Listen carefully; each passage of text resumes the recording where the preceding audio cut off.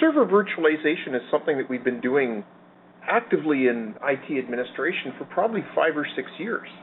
Most organizations are fully on board with server virtualization. They're comfortable with it.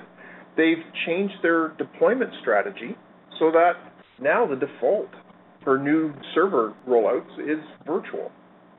Need a server? Get a virtual machine. Don't want a virtual machine? Justify why that is. And then maybe we'll give you a physical machine.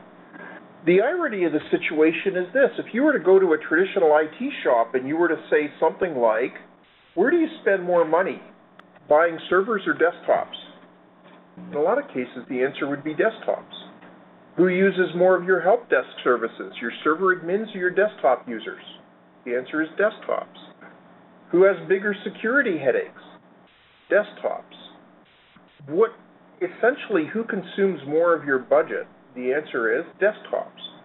So maybe we can do for desktops what we did for servers by virtualizing them. Simplify the deployment management, scalability, availability, all that sort of good stuff. The problem is that there are unique challenges to desktop virtualization that do not exist in server virtualization. So desktop virtualization says, you know what? I don't want to have to go to somebody's desk, their physical office location, and swap out their old PC for a new one. I don't want to have to worry about how to secure those things, how to repair them, how to upgrade them, how to remotely manage them. I'm going to turn all of my customers' desktops into VMs. And then what they'll have on their desk is essentially a thin client or a zero client. Maybe they'll have nothing on their desk. Maybe they'll have a tablet or they'll have a notebook. But they'll do all their work remotely in a virtual desktop. Okay? Now, it has the potential to save money. Realistically, cost savings are not the key advantage. The key advantage is it improves availability. I don't have to worry about some consumer-oriented piece of hardware dropping dead because the manufacturer was motivated to put the cheapest components they could get into it. I can run my desktops as virtual machines on my enterprise-class PC server hardware. I can ensure all the scalability and performance that I need so that desktops continue to run well. I can rapidly deploy new desktops in my data center environment rather than deploying new physical desktops. I can back up my desktops. I can recover them. I can disaster recover them, and so on. These are things I've been doing for servers for years. Why not do it for desktops? So I should be able to reduce costs, speed of deployment. I should be able to simplify administration. I should be able to secure these things, protect them, and so on, and I should be able to scale up. This is the promise of desktop virtualization. Now, the basic approach to desktop virtualization is called VDI. VDI, or Virtual Desktop Infrastructure, simply means build a VM, install a desktop OS into it, and then remote into that desktop using any kind of remote access protocol, Microsoft's Remote Desktop Protocol, Citrix's ICA protocol, maybe VNC, whatever. So I would use RDP or ICA for Windows, maybe VNC for Linux, that sort of thing. Then I run that VM on an ESXi host, probably managed by vCenter, and I put it in my data center. So that would mean that my desktop VM benefits from all of the capabilities of vSphere. That means I can vMotion from one host to the next. I can build a load balance cluster so my VM always gets the resources it needs. I can build a high availability cluster so that if the server that's running my VM dies, my VM just reboots on another server and it's back up in a few minutes. I can do backup recovery, replication. I can even have fault-tolerant VMs if I want. I can rapidly deploy new desktops from clones. I can deploy them from templates.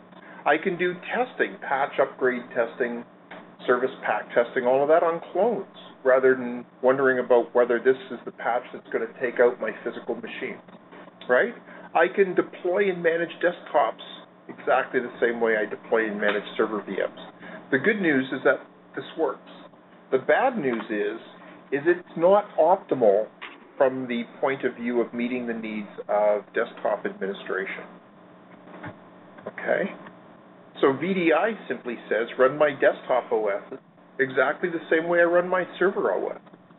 View says, VMware View is a desktop OS virtualization product that allows me to create, manage, administer, deploy, secure desktops more effectively. So essentially what it does is it takes VDI and goes one step further. It allows me to centrally manage my virtual desktops. I can deploy them. I can set deployment policies. I can set security policies, access policy. I can use vSphere's backup and recovery capability so that I can keep my desktops backed up. I can create things called pools. A pool is a collection of VMs that's administered as a single entity. I can have dedicated pools. The dedicated pool says once you're assigned a VM in the pool, and the assignments could be manual or they can be ad hoc, you always get the same VM. So essentially the VM is yours. You can do whatever your permissions allow you to do. And that's typical if I'm doing like physical desktop replacements with virtual desktops, because people like to customize and tinker with and otherwise make their desktop theirs. But I can also do floating assignments. A floating assignment says when you log into View, you just get the next available VM. Why? Typically because I'm using those VMs as nothing more than enterprise application access engines. So, you're running a call center, you're running an accounting system, something like that. I don't care which VM I access because I'm just going to launch the application and just run it from within that VM. In which case, I don't need to have my own VM. I just need to have a VM that gives me access to the application that I want. Okay? Now, here's a good one. A great way to ensure security is after your VM is used, destroy it. So, for example, if I had an accounting system VM and all the work was done in a centralized accounting system, what I could do is I could use View to make a floating pool of VMs that you use to access the accounting system. And then when you log out, VM's destroyed. And then a new VM is created so that the next time I log in using a brand new VM. That guarantees no artifacts survive from one session to the next. So one of the neat things about that kind of an approach is if, God forbid, somebody gets a virus, just log out. VM's destroyed, virus is gone. Yes. Okay, so the question was, what are the login times? And the answer is, it depends. Now, the useful answer is, based on how I create the VMs, VMware has two approaches. One is to pre-build the VM, pre-power it on, so that I have some number of spare VMs available, so that when I connect, I just get assigned one of the spare VMs and away I go. I don't have to power it on. The other one is to use something called a link clone. A link clone is a VM that links back to a common base image.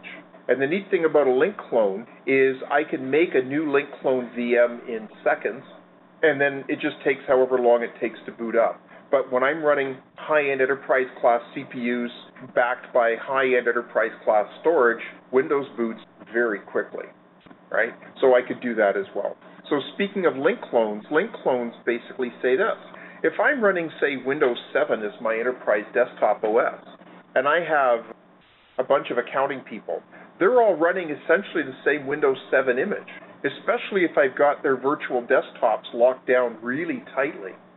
They can't change very much. So that means that their desktop virtual disk image is about 95+% the same. So what a link clone does is it shares the same base virtual disk image, and it accumulates the changes into a snapshot that's unique for each VM.